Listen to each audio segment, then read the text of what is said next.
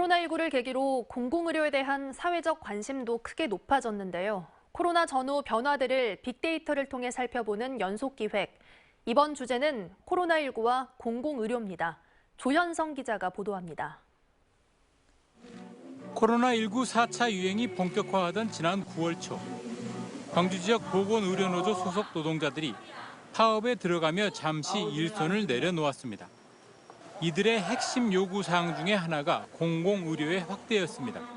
무엇보다 생명을 공공의료와 보건의료 인력 확충하라!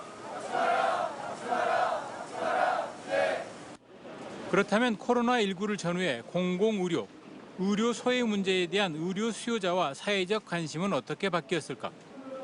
이를 살펴보기 위해 뉴스 기사 10만여 건과 SNS 데이터 110여 건을 단어 출현 빈도와 의미 연결망 등으로 나누어 분석해 보았습니다.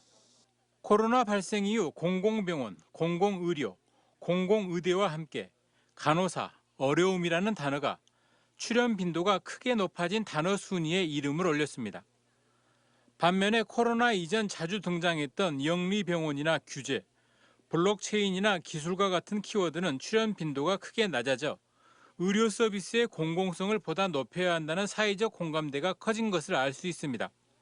코로나19는 역설적으로 원격 진료로 대표되는 수요자 중심의 의료 서비스를 더욱 확산하는 계기가 된 것으로도 볼 수 있습니다.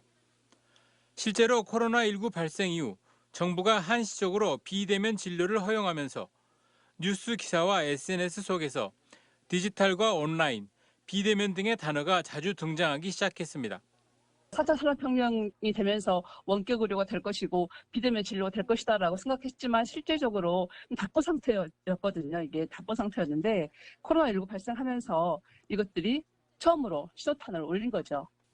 지역이나 소득 수준 등에 따라 격차가 크다는 비판을 받아온 한국의 의료 서비스. 시민의 건강권을 크게 위협했던 코로나19가 우리 공공의료의 새 판을 짜는 촉매제 역할을 할 수 있을지 주목됩니다. MBC 뉴스 조현성입니다.